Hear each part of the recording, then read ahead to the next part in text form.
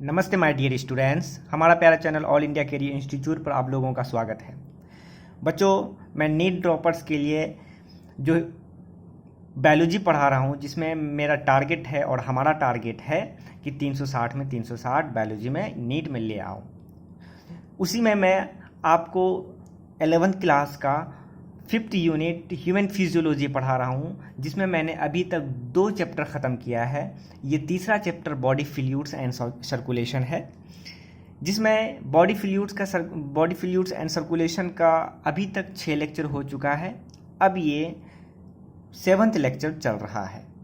ठीक है, इससे पहले लास्ट लेक्चर में हम लोगों ने स्ट्रक्चर ऑफ ह्यूमन हार्ट के बारे में अच्छे से पढ़ा था, जिसमें सारी कुछ डिटेल करके इंट्रोडक्शंस बताया था, जिसमें मैंने रेगुलेशन भी बताया था, नर्वस रेगुलेशन, हार्मोनल रेगुलेशन, सारी चीज़ को मैंने एक्सप्लेन किया था विथ नोट, जो टॉपर्स नोट आपके बनते हैं, जहाँ से सिलेक्टिवली क्वेश्चंस आने का पूरी तरह से संभावना है। ठीक है, पूरे एनसीईआरटी बेस्ड है। अब आते हैं बच्चों, आज के लेक्चर में हम हार्ट के साउंड के बारे में पढ़ेंगे, हार्ट साउंड। ठीक है, देखिए, पहले मैंने कुछ 2 लाइन लिखा है, फिर उसके बाद मैं अच्छे से एक्सप्लेन किया है। देखिए, ड्यूरिंग ईच कार्डियक साइकिल, ठीक है, 2 प्रोमिनेंट साउंड आर प्रोड्यूस। प्रत्येक कार्डियक साइकिल में 2 तरह के साउंड क्या होते हैं, प्रोड्यूस होते हैं, जिसको आप which can be easily heard, जिसको आप आसानी से सुन सकते हो थ्रू अ स्टेथोस्कोप। यही वो टारगेट है हम सबका, जो कि हमारे गले में स्टेथोस्कोप लगा हुआ रहता है, जिसको आप देख के इंस्पायर्ड होते हैं। यही वो स्टेथोस्कोप है, जो कि डिवाइस है, जिस डिवाइस के मदद से आप हार्ट के साउंड को सुन सकते हैं, जो कि 2 तरह का साउंड हार्ट से प्रोड्यूस होता है प्रत्येक कार्डियक साइकिल में। ठीक है, दूसरा लाइन में लिखा है, these sounds are of clinical diagnostic significance. Clinical diagnostic significance मतलब कहने का मतलब यही वो 2 साउंड है जिससे आप जानते हैं कि हार्ट में क्या प्रॉब्लम है या नहीं है। ये सारी चीज को इसी वजह से यहाँ पे लिखा है, क्लिनिकल डायग्नोस्टिक सिग्निफिकेंस के लिए ये साउंड यूज होता है। अब आइए बच्चों, ये मैंने कुछ ग्राफ बनाया है पिच और ड्यूरेशंस के वर्सेस। ठीक है, अब यहाँ पे देखिए, एक चीज आप लोग ख्याल रखिए बच्चों, एग्जाम्पल के तौर पे मैं दे रहा हूँ। आप अपने रूम के गेट को, दरवाजे को जब आप खोलते हैं, तो उस वक्त किसी भी तरह का कड़ या किसी भी तरह का आवाज़ नहीं आता है दरवाजे से। लेकिन जब आप अपने दरवाजे को बंद करते हो, ऐसा ही होता है नॉर्मली, अगर किसी का दरवाज़ा ख़राब है तो अलग बात है, लेकिन नॉर्मली यही होता है कि जब आप दरवाजे को खोलते हैं तो उस वक्त किसी भी तरह का साउंड प्रोड्यूस नहीं होता है वहाँ पे। लेकिन जब आप अपने दरवाजे को बंद करते हो तो वहाँ से कुछ ना कुछ का आवाज़ आता ही है, कड़ या फड़ किसी भी तरह का पर आता है। यानी कहने का मतलब, दरवाजे बंद कीजिए तो आवाज़ आएंगे, दरवाजे खोलिए तो आवाज नहीं आएंगे। वही फंडा हम यहाँ हार्ट में लगाएंगे। जैसे कि मैं आप लोगों को बताया हूँ कि हार्ट के जो हार्ट होते हैं, ह्यूमन हार्ट, उसमें कितने चैम्बर होते हैं बच्चों, 4 चैम्बर होते हैं। तो देखिए बच्चों, ये 4 चैम्बर है। ठीक है, 4 चैम्बर में हार्ट में जो है वहां पे यहाँ वाल्व पाया जाता है, यहाँ वाल्व पाया जाता है, यहाँ पे वाल्व पाया जाता है। देखिए बच्चों, और यहाँ पे वाल्व पाया जाता है हार्ट के अंदर। देखिए बच्चों, ये वाल्व है जो कि यूनिडायरेक्शनल फ्लो के लिए रिस्पॉन्सिबल होता है। देखिए, अब मान लेते हैं क्या हुआ कि ब्लड मान लेते हैं यहाँ पे आया, एट्रियम में आया, ब्लड आया, जैसे भरा यहाँ ब्लड, और जैसे ही ब्लड भरा तो इस वाल्व के थ्रू, ये वाल्व खुलेगा जब तक नहीं तब तक ये ब्लड इसके थ्रू वेंट्रिकल में नहीं आएगा। अब देखिए, इसका मतलब जब ऊपर से नीचे ब्लड आता है, यानी एट्रियम से वेंट्रिकल में जब ब्लड आ रहा है, तो तब उस वक्त खुलता है वाल्व। तो अभी मैंने बताया कि दरवाज़ा जब खुलता है तो वहाँ पे किसी भी तरह का साउंड प्रोड्यूस नहीं होता है। तो यहाँ पे भी वाल्व खुला, तो वाल्व खुला तो इसका मतलब अभी यहाँ पे किसी भी तरह का साउंड प्रोड्यूस नहीं होगा। ठीक है, जैसे ही यहाँ पे आ गया ब्लड, इसके वेंट्रिकल्स के अंदर आ गया, वेंट्रिकल्स के अंदर आया तो अब ये वेंट्रिकल्स तुरंत पंप करेगा, यानी इसमें कॉन्ट्रैक्शन होगा। कॉन्ट्रैक्शन यानी सिस्टॉल होगा। सिस्टॉल मतलब होता है बच्चों कंट्रैक्शन, पिचकना, यानी कि ये वाल्व यहाँ पे क्या करेगा, पिचकाएगा, यानी कि सिस्टॉल करेगा मतलब कंट्रैक्ट। जैसे ही ये कॉन्ट्रैक्ट करेगा तो ये वाला वाल्व खुलेगा, तब ना इसके थ्रू पूरे बॉडी में ब्लड जाएगा। अब ये वाल्व खुलेगा, लेकिन ऊपर वाला वाल्व इसके वेंट्रिकल्स के कॉन्ट्रैक्शन की वजह से ऊपर वाला वाल्व बंद होगा, ताकि ये ब्लड ऊपर ना एट्रियम में फिर से दोबारा ना चले जाए। इसी वजह से वेंट्रिकल्स के कॉन्ट्रैक्शन की वजह से ये वाल्व तो खुला, लेकिन ऊपर वाला वाल्व बंद होगा। तो ऊपर वाला वाल्व जैसे ही वेंट्रिकल्स के कॉन्ट्रैक्शन से बंद होगा तो वहाँ से साउंड प्रोड्यूस होगा। ठीक है, क्योंकि दरवाजे बंद होने पर साउंड प्रोड्यूस होते हैं, तो यहाँ भी प्रोड्यूस होगा। वही खेल यहाँ पे भी होगा बच्चों, इस वाले वेंट्रिकल। इसीलिए मैंने लिखा है यहाँ पे कि प्रत्येक वेंट्रिकल से साउंड आता है। यहाँ पे ये नहीं कि एक ही साउंड वेंट्रिकल से, प्रत्येक वेंट्रिकल से साउंड। ठीक है, तो यहाँ से जैसे ही ये वाल्व बंद होगा तो साउंड आएगा। अब यहाँ पे देखिए, जब ये वेंट्रिकल सिस्टॉल किया मतलब कॉन्ट्रैक्शन किया, तो उस वक्त भी साउंड आया। तो उस वक्त जो साउंड आता है उसी साउंड को हम बोलते हैं लब। बिल्कुल लब जैसा साउंड सुनने को मिलेगा स्टेथोस्कोप में। अब दूसरी बात समझिए, अभी मैं आपको बताता हूँ पूरे क्लियर करके। अब ये वेंट्रिकल्स जैसे ही कॉन्ट्रैक्ट किया, ये बंद हुआ तो वह आवाज़ आई। फिर ये वेंट्रिकल्स क्या करेगा, जब सारे ब्लड को सिस्टोल करके भेज देगा तो फिर ये रिलैक्स होगा। रिलैक्स मतलब डायस्टोल, डाई करना मतलब रिलैक्स होना, फैलना मतलब डायस्टोल। जब वेंट्रिकल्स में डायस्टोल होगा, प्रत्येक वेंट्रिकल्स में जब डायस्टोल होगा तो उस वक्त क्या होगा कि ये नीचे वाला वाल्व बंद होगा। जाहिर सी बात है, जैसे ही ये कॉन्ट्रैक्ट किया तो खुला, और जैसे डायस्टॉल करे फिर अपने ही पोजीशन पे आएगा ये वाल्व, तो अपने पोजीशन मतलब फिर बंद होगा। जैसे ही बंद होगा तो फिर से आवाज़ आएगी, तो जो आवाज़ आएगी उसी को बोलते हैं डब। ठीक है, तो अभी ये फंडा याद रखना है कि जब दरवाज़ा बंद होता है तभी आवाज़ आती है, मतलब जब वाल्व बंद होता है तभी आवाज़ आती है। जब वेंट्रिकल्स कॉन्ट्रैक्ट यानी सिस्टॉल करता है तो ऊपर वाला वाल्व क्या होता है, बंद होता है, तब आवाज़ आती है। फिर जब वेंट्रिकल्स डायस्टॉल करता है तो नीचे वाला वाल्व बंद होता है, फिर आवाज़ आती है। ठीक है, अब यहाँ पे देखिए, तो ऊपर वाला जब बंद होगा यानी कि वेंट्रिकल्स जब सिस्टॉल करेगा तब वहाँ पे लब की आवाज़ आएगी, और जब वेंट्रिकल डायस्टॉल करेगा तो नीचे वाला वाल्व क्या करेगा, बंद होगा। तो जब वेंट्रिकल डायस्टॉल करता है, रिलैक्स होता है, तब कौन सी आवाज़ आती है, डब साउंड आती है। अब यहाँ पे मैं ग्राफिकली इस दोनों साउंड को रिप्रेजेंट किया हूँ। देखिए बच्चों, पिच वर्सेस ड्यूरेशन, ड्यूरेशन मतलब टाइम। यहाँ पे क्या है कि ये जो लब साउंड है बच्चों, ये लब साउंड का पिच कम है। देखिए इतना ही है, पिच बहुत कम है, लेकिन ड्यूरेशन बहुत ज़्यादा है, मतलब ज़्यादा है। लेकिन डब साउंड की बात किया जाए तो देखिए बच्चों, पिच बहुत ज़्यादा है लेकिन ड्यूरेशन बहुत कम, इसके तुलना में बहुत कम है। इसका मतलब है कि लब साउंड जब प्रोड्यूस होता है तो वहाँ पे टाइम थोड़ा ज़्यादा लगता है लेकिन पिच कम होता है। जैसे मैं अभी बोल रहा हूँ, सुनिएगा ध्यान से, सुनिएगा बच्चों, लब लब, तो यानी यहाँ पे क्या हो रहा है, ड्यूरेशन ज़्यादा लग रहा है लेकिन पिच कम है। लेकिन जब डब साउंड प्रोड्यूस होता है तो देखिए कैसे आता है, सुनिएगा बच्चों ध्यान से, डब डब इस तरह का साउंड देखिए ड्यूरेशन कम है यानी टाइम कम ले रहा है, लेकिन पिच बहुत ज़्यादा है, तो वैसे साउंड को हम डब बोलते हैं।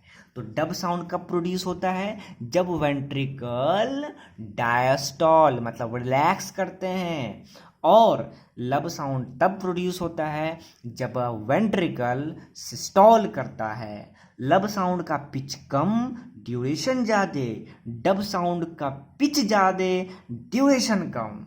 क्लियर बच्चों? ये सारी चीज़ें, ये मैंने दोनों ड्यूरेशन लिखा दिया है यहाँ पे, हालांकि कि क्या ड्यूरेशन है, लेकिन मैं इसको अभी नहीं बताऊंगा। अभी जब मैं कार्डियक साइकिल बताऊंगा तब मैं फिर से वापस इसी दोनों साउंड में आऊँगा, फिर बताऊंगा कि मैंने यहाँ पे क्या लिखा है ये दो लाइन। पहले यहाँ पे समझ जाइए बच्चों। तो उम्मीद करते हैं बच्चों ये समझ गए होंगे लब डब, इसीलिए मैंने नेक्स्ट पेज में सारी चीज़ को लिख दिया है। तो अभी फिर से समझ आइए बच्चों, lub sound is produced by ventricle systole, ठीक है, और dub sound is produce by ventricle diastole. Lub sound का पिच कम, ड्यूरेशन ज्यादा, लब। उसी तरह डब साउंड का पिच ज्यादा, ड्यूरेशन कम, यानी डब ये साउंड है। क्लियर? इसी वजह से मैंने यहाँ पे दोनों के डिफरेंस करके लिख दिया है नेक्स्ट पेज में बच्चों। लब जो फर्स्ट साउंड है, डब जो सेकेंड साउंड है। पहला लब सुनने को मिलेगा तब डब ना मिलेगा, जाहिर सी बात है। लब साउंड जिसको कहाँ से प्रोड्यूस होता है? वेंट्रिकल सिस्टॉल साउंड, यानी वेंट्रिकल जब सिस्टॉल करता है तब जो साउंड प्रोड्यूस होता है उसी को लब जैसा आवाज़ सुनने को मिलेगा स्टेथोस्कोप में। लेकिन डब साउंड कब सुनने को मिलेगा? जब वेंट्रिकल डायस्टॉल करेगा, तो वेंट्रिकुलर डायस्टॉलिक साउंड। लब का जो साउंड होता है वो क्यों प्रोड्यूस होता है? Due to closing of atrio ventricular valve, AV valve के क्लोजिंग होने से। और डब साउंड क्यों प्रोड्यूस होता है? सेमिलियोनर वाल्व, जो नीचे वाल्व है वो वाल्व को सेमिलियोनर वाल्व बोलते हैं, सेमिलियोनर वाल्व के क्लोजिंग होने से होता है। क्लियर? लब साउंड का पिच लो होता है और डब साउंड का पिच हाई होता है, पर लब साउंड का ड्यूरेशन लॉन्ग होता है, लेकिन डब साउंड का ड्यूरेशन शॉर्ट होता है। क्लियर? तो उम्मीद करते हैं बच्चों हर्ट साउंड से रिलेटेड सारी बात को मैंने आपको समझाने में सक्षम रहा, आप लोग भी समझ गए होंगे और सारी चीज़ को लिख लीजिएगा, एक भी क्वेश्चन अब नहीं छूटेगा आपका। अब हम लोग सबसे मेन टॉपिक में आते हैं, कार्डियक साइकिल, जिसको समझना थोड़ा मुश्किल होता है, लेकिन कोई बात नहीं, मैं आसान करके सारी चीज़ को समझाऊंगा। कार्डियक साइकिल मतलब क्या होता है बच्चों? कार्डियक साइकिल मतलब होता है कि कंप्लीट कॉन्ट्रैक्शन रिलैक्सेशन। किसका कॉन्ट्रैक्शन? एट्रियम या वेंट्रिकल। तो एट्रियम हो या वेंट्रिकल हो, दोनों के द्वारा, दोनों में किसी भी के द्वारा कंप्लीट एक बार कॉन्ट्रैक्ट और रिलैक्स कर लेगा। मैं आपको फिर से बताता हूँ।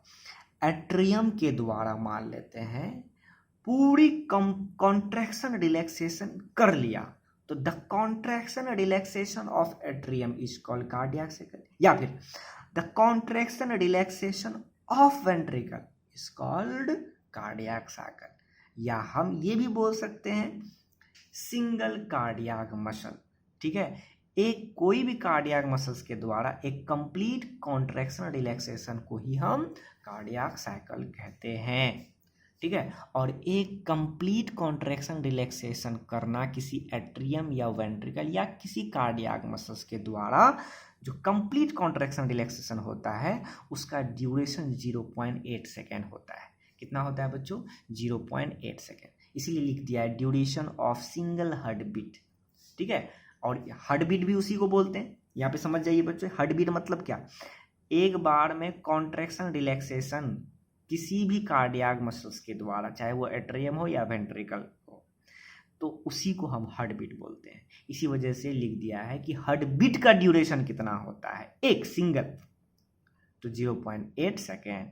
ठीक है, या फिर हम ये भी बोल सकते हैं duration of a single cardiac cycle. यानी कार्डियक साइकिल मतलब क्या, कॉन्ट्रैक्शन रिलैक्सेशन ऑफ एट्रियम या वेंट्रिकल या कार्डियक मसल, उसी को कार्डियक साइकिल बोलते हैं। और एक बार कार्डियक साइकिल किया तो कितना सेकंड लगा, तो 0.8 सेकंड। तो duration of single cardiac cycle is called 0.8 second. ठीक है। अब आता है कोई पूछता है कि 1 मिनट में आपका दिल कितना बार धड़कता है, मतलब उसका कार्डियक साइकिल क्या होता है। तो हम बोलते हैं, याद भी रखें बचपन से, कि 72 बार धड़कता है, हार्ट बीट होता है। तो समझ जाइए कि 0.8 सेकेंड में एक बार धड़कता है। तो आप सोच लीजिए 0.8 सेकेंड को जोड़ते जोड़ते जोड़ते जोड़ते 72 बार हो जाएगा।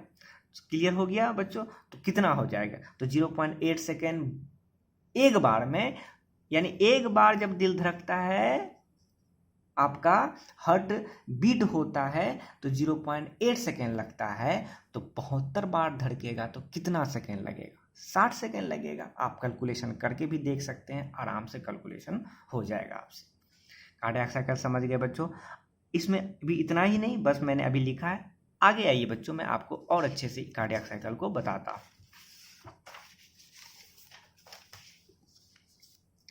देखिए बच्चों, हम अभी क्या बताए बच्चों, क्या कि contraction relaxation, a complete contraction relaxation of atrium और ventricle is called cardiac cycle, है ना। यानी एट्रियम में भी कॉन्ट्रैक्शन रिलैक्सेशन होगा और वेंट्रिकल में भी कॉन्ट्रैक्शन रिलैक्सेशन, तब जाके वो हम मिला के हम बोलते हैं कि वो है कार्डियक साइकिल, एक कार्डियक साइकिल। तो देखिए, एट्रियम भी ले लिया मैंने, वेंट्रिकल भी ले लिया। एट्रियम में सिस्टोल भी होगा, डायस्टोल भी होगा। उसी तरह वेंट्रिकल में भी सिस्टोल होगा, डायस्टोल होगा, तब जाके एक कार्डियक साइकिल होगा। देखिए बच्चों, एट्रियम की सिर्फ बात किया जाए तो वो अगर सिस्टोल करता है, तो सिस्टोल सिर्फ करता है तो उसी को हम 0.1 सेकेंड, यानी एट्रियम के द्वारा सिस्टोल कितना सेकंड में किया जाता है, 0.1 सेकंड में, यानी कॉन्ट्रैक्शन। एट्रियम के द्वारा डायस्टोल कितना सेकंड में किया, 0.7। अब दोनों को जोड़िए, 0.8 सेकंड हो गया। तो अ complete contraction and relaxation of atrium is called cardiac cycle, और 0.8 सेकंड भी होता है कार्डियक साइकिल। तो this is the duration of a single cardiac cycle. उसी तरह मैंने और करके भी लिखा है कि एक वेंट्रिकल के द्वारा सिस्टोल 0.3 सेकंड में किया जाता है, और वही वेंट्रिकल के द्वारा डायस्टोल जो किया जाएगा वो 0.5। और दोनों को जोड़िए, 0.8 सेकंड आया, और इसी को ही हम क्या बोलते हैं, कार्डियक साइकिल। तो यानी ये हो गया duration of single cardiac cycle. समझ गए बच्चों? अब आइए बच्चों, मैं आपको एक डायग्राम से, वहां से जहां से कि पूरी तरह से क्वेश्चन पूछा जाता है, उसको मैं आपको पूरे अच्छे से बताता हूं। देखिएगा बच्चों, ये मैंने एक सर्कल बनाया, फिर उसके नीचे एक और सर्कल बनाया, और उसके भी नीचे मैंने और एक सर्कल बनाया। ठीक है। अब ध्यान दीजिए बच्चों, और इसको मैंने बांट दिया ड्यूरेशन के हिसाब से। ये है 0.1 सेकेंड, ये 0.3 सेकेंड, और ये है 0.4 सेकेंड। ठीक है। कुल मिला के कितना हो गया, 0.1, 0.3, 0.4, 0.8, यानी कुल मिला के 0.8, और 0.8 ही कहलाता है कार्डियक साइकिल का ड्यूरेशन। अब ध्यान दीजिएगा बच्चों, 0.8 सेकेंड यहां से यहां तक, यहां से मैं ब्लैक पेन से बना लेता हूं। ये 0.8 सेकेंड, ये 0.8, सॉरी बच्चों, 0.1 सेकेंड, इस वाले टाइम को, इस वाले ड्यूरेशन को देखिए बच्चों। ठीक है। यहां से यहां तक में 0.1 सेकेंड, अभी मैंने अभी बताया है 0.1 सेकेंड। अभी आप अगर नोट किए हो तो वहां देखिए बच्चों, नहीं किए हैं तो नोट पहले कीजिए, तब फिर देखिएगा, तब समझ। 0.1 सेकेंड में देखिए बच्चों क्या हो रहा है वहां पे, देखिए 0.1 सेकेंड में एट्रियम, क्या बच्चों, एट्रियम, पीछे करिए, पहले आप उसको लिखिए जो मैंने अभी बताया था, और उसके बाद इस डायग्राम को एक एक करके तो पूरी तरह समझ में आएगा। तो देखिएगा वहां पे कि 0.1 सेकेंड में एट्रियम, आपका सेकेंड में एट्रियम आपका सिस्टोल कर रहा होगा, कर रहा है 0.1 सेकेंड में एट्रियम आपका सिस्टोल कर रहा है, ठीक है। लेकिन वेंट्रिकल यहीं पे देखिएगा बच्चों, फिर अभी वेंट्रिकल की बात नहीं कर रहे हैं, चलिए 0.1, उसके बाद 0.1 सेकेंड के बाद देखिए बच्चों 0.3 बचा, ये मैं ऐसे बना देता हूँ, 0.4 बचा, कुल मिला के 0.3 प्लस 0.4 तो कितना हो गया, 0.7 हो गया। अब बताइए 0.7 ये पूरे यहाँ से यहाँ तक मिला के 0.7 हुआ, तो बताइए 0.7 में यानी यहाँ से लेकर यहाँ तक में क्या हो रहा है बच्चों, बोलिए बच्चों क्या हो रहा है, यहाँ से लेकर यहाँ तक क्या हो रहा है, एट्रियम का डायस्टॉल हो रहा है कि नहीं बच्चों, एट्रियम का डायस्टॉल हो रहा है। तो यानी कि 0.3 में, पहले मैं यहाँ 0.3 की बात कर लूँ, 0.3 में भी और 0.4 में भी क्या हो रहा है, सॉरी बच्चों, 0.3 में एट्रियम क्या कर रहा है, डायस्टॉल कर रहा है, क्लियर। और 0.4 में भी तो कर रहा है एट्रियम डायस्टॉल, एट्रियम डायस्टॉल कर रहा है, क्लियर। अब फिर दूसरा देखिए बच्चों, 0.3 का ड्यूरेशन देखिए बच्चों, मैं इधर दिखाता हूं, 0.3 यहां से स्टार्ट हो रहा है, 0.3 और यहां तक आया 0. मैं इसको रंग देता हूं, 0.3 को मैंने रंग दिया, ठीक है। तो 0.3 में बच्चों वेंट्रिकल्स की अगर बात किया जाए, 0.3 में क्या सब हो रहा है जरा देख के हमको बताइए बच्चों, 0.3 में क्या हो रहा है, 0.3 में जहां पे एट्रियम डायस्टॉल कर रहा था, वहीं 0.3 में वेंट्रिकल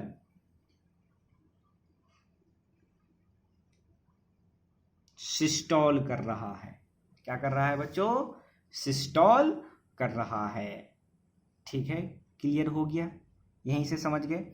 अब आगे देखिए 0.3 के बाद, ये है 0.3 के बाद यहां तक, ठीक है। अब 0.3 के बाद देखिए क्या हो रहा है बच्चों, 0.3 के बाद जो भी बच गया आपका, क्या क्या बचा, 0.4 और 0.1 बचा है। तो 0.4 और 0.4 प्लस 0.1 कितना हो जाएगा बच्चों, 0.5।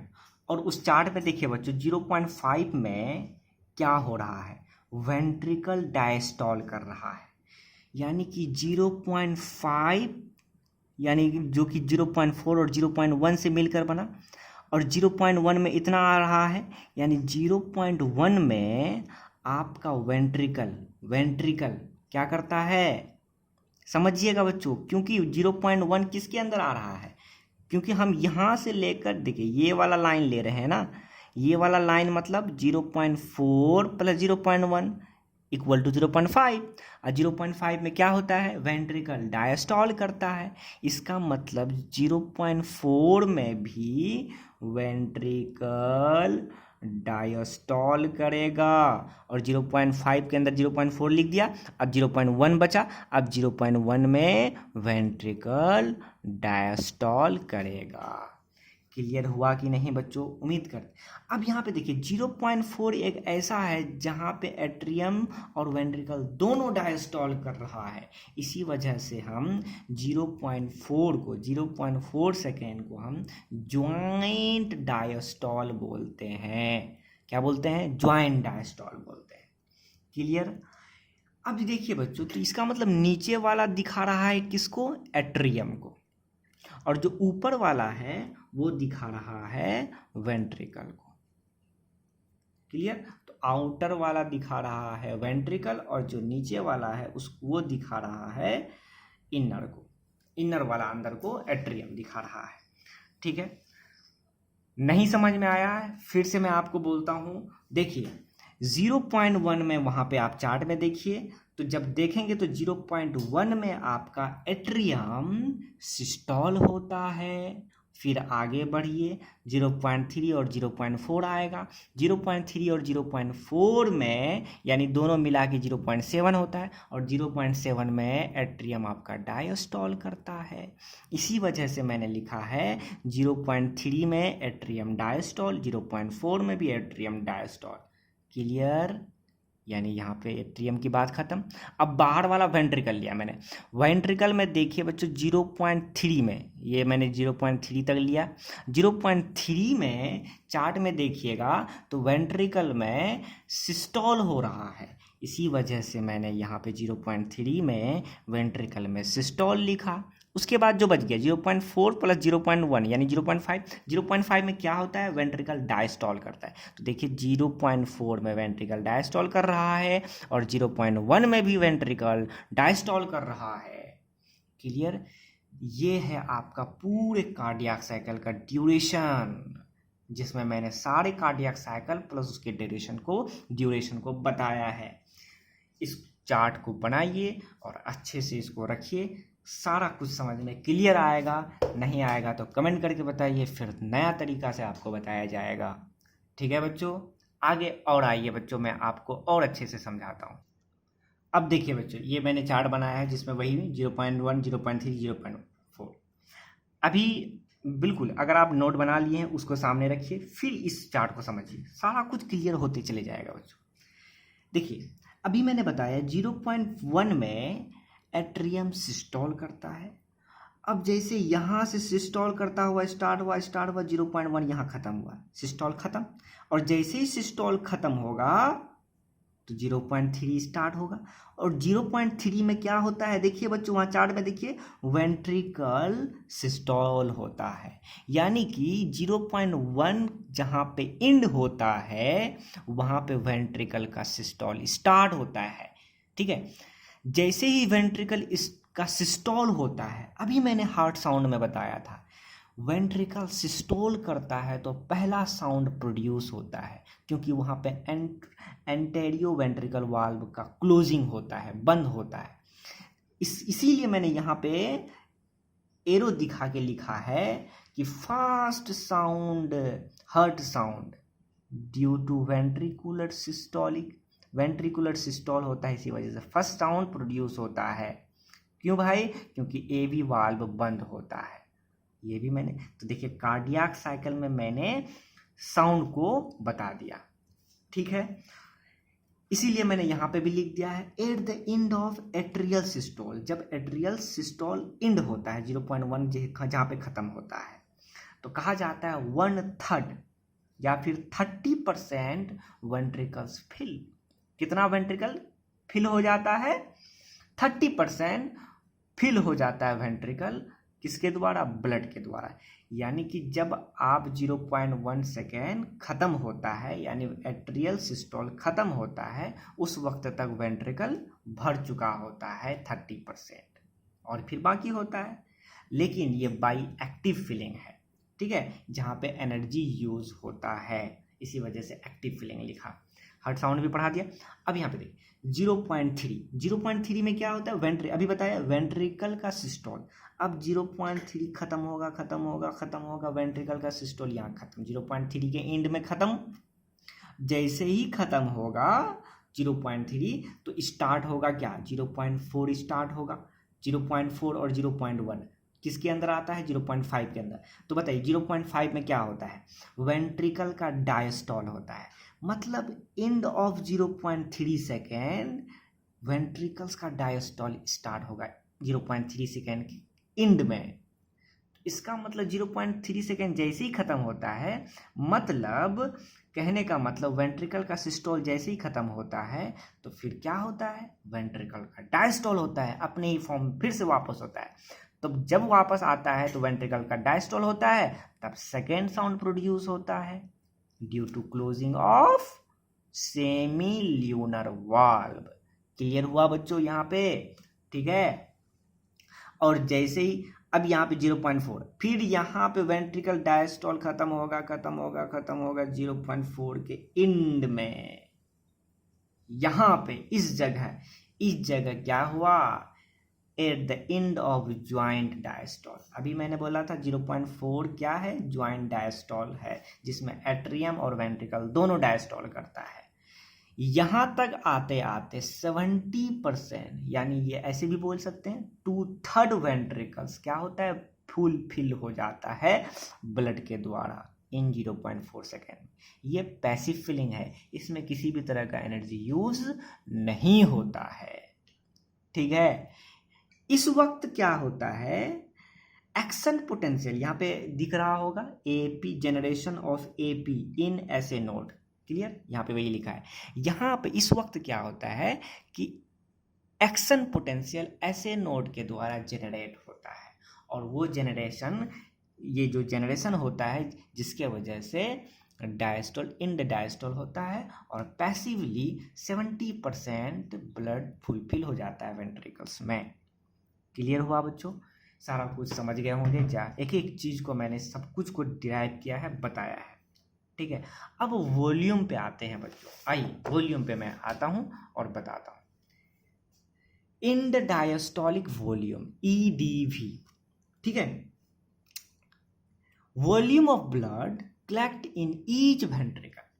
यहां पे मैंने लिखा है प्रत्येक वेंट्रिकल, ईच वेंट्रिकल, प्रत्येक वेंट्रिकल्स के द्वारा जो ब्लड कलेक्ट किया जाता है at the end of their diastole, diastole के खत्म होने के, यानी कि जब वो पूरी तरह से फैल जाएगा आपका वेंट्रिकल, जब पूरी तरह से जब फैल जाएगा, उसके बाद जितना ब्लड उसके अंदर कलेक्ट होकर जमा हुआ है, उसमें भरा हुआ है, उतने ही वॉल्यूम को, ब्लड के उतने ही वॉल्यूम को हम एंड डायस्टोलिक वॉल्यूम बोलते हैं। फिर से समझिए बच्चों, आपका वेंट्रिकल्स, प्रत्येक वेंट्रिकल्स पूरी तरह से रिलैक्स होने के बाद, डायस्टोल होने के बाद, फैलने के बाद जितना ब्लड भर चुका है अब तक, उतने ही वॉल्यूम को ब्लड का एंड डायस्टोलिक वॉल्यूम कहते हैं।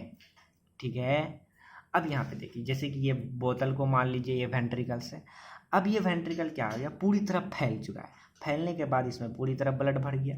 जितना ब्लड भरा है उसी ब्लड को ही हम एंड डायस्टोलिक वॉल्यूम बोलते हैं, जो कितना के बराबर होता है? 120 ml के बराबर। यानी 120 ml के बराबर वॉल्यूम होता है एंड डायस्टोलिक वॉल्यूम, यानी पूरी तरह भर जाता है डायस्टोल होने के बाद वेंट्रिकल्स।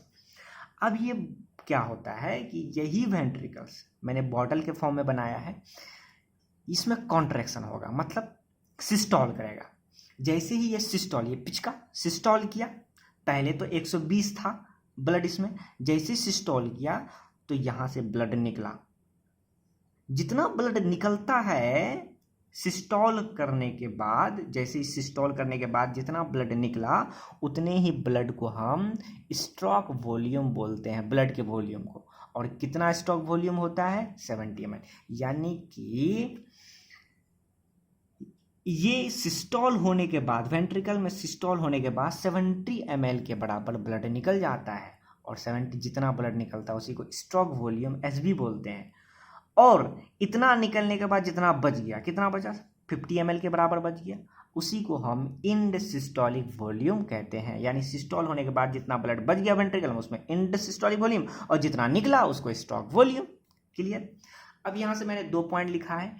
अब बताइए, end diastolic volume size of ventricles के डायरेक्टली प्रोपोर्शनल, यानी जितना बड़ा वेंट्रिकल का साइज होगा उतना ज़्यादा ब्लड भरेगा, यानी उसका उतना ज़्यादा ईडीवी होगा।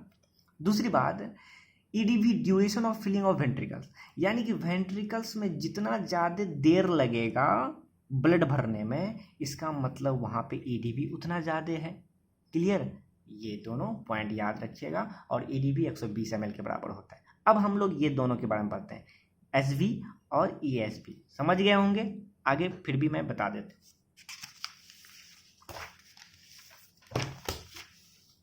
End systolic volume, ESV, volume of blood remaining in each at the end of their systole, यानी सिस्टोल के बाद जितना ब्लड बच जाता है वेंट्रिकल्स में उसी को हम ESV बोलते हैं।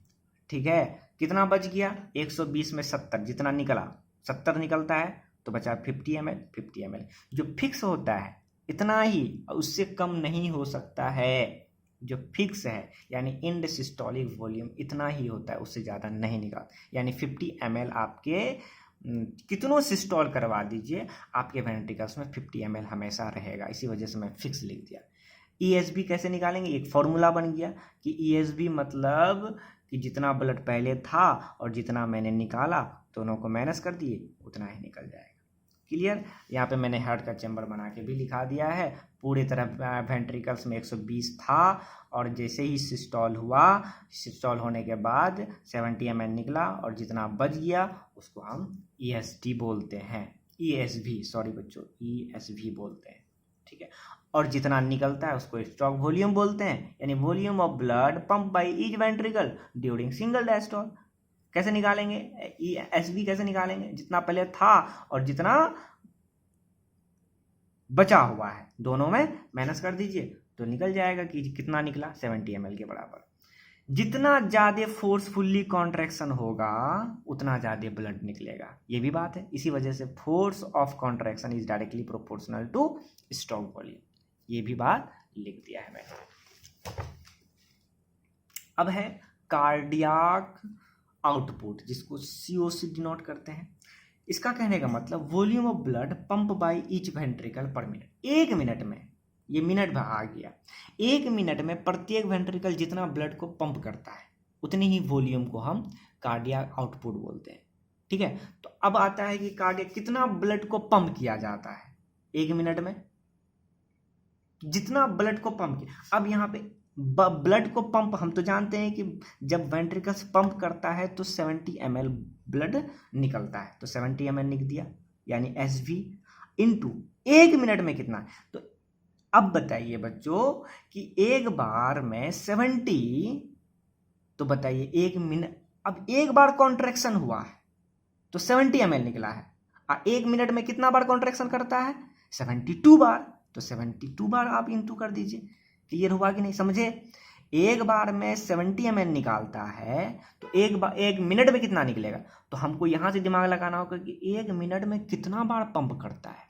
तो हम जानते हैं एक मिनट में 72 बार पंप करता है और एक बार में 70 निकालता है, तो 72 बार में कितना निकालेगा? क्लियर हो गया बच्चों? तो एक मिनट में जितना ब्लड पंप किया जाता है वेंट्रिकल्स के द्वारा उसी को हम कार्डियक आउटपुट बोलते हैं। और ये HBR मतलब हार्ट बीट रेट, जो कितना होता है? 72 होता है। दोनों को इंटू कीजिएगा तो 5000 ml यानी 5 लीटर पर मिनट में ब्लड निकालता है, इतना ही कार्डियक आउटपुट होता है। अगला टॉपिक है बच्चों ब्लड प्रेशर, जिसमें काफ़ी अच्छा से मैं पढ़ाऊंगा। अगले लेक्चर में जो 8th लेक्चर आएंगे सारी चीज़ को डिटेल से बताया जाएगा। बस आज के लिए इतना ही काफ़ी, थोड़ा सा लेंदी हुआ क्योंकि कॉन्सेप्चुअल था, समझाना था, इसी वजह से थोड़ा वीडियो लेंदी हो गया, ज़्यादा बड़ा हो गया, लेकिन कोई बात नहीं, आप लोग पढ़िएगा, नीट निकालिएगा, ये लेंदीपना सब खत्म हो जाएगा। लेकिन उससे पहले मैं आप लोगों से ये दरख्वास्त करना चाहूँगा, बताना चाहूँगा कि आप लोग कमेंट करके लाइक किया कीजिए, कमेंट करके हमको बताया कीजिए, फीडबैक दिया कीजिए कि कैसा वीडियो है, कैसा कंटेंट है, सारा कीजिए। और जो बच्चे नए हैं वो ज़रूर सब्सक्राइब कीजिए और बेल आइकन को दबाना बिल्कुल मत भूलिए। तो थैंक यू सो मच बच्चों, मज़े में रहिए और मज़े से पढ़िए। Thank you so much.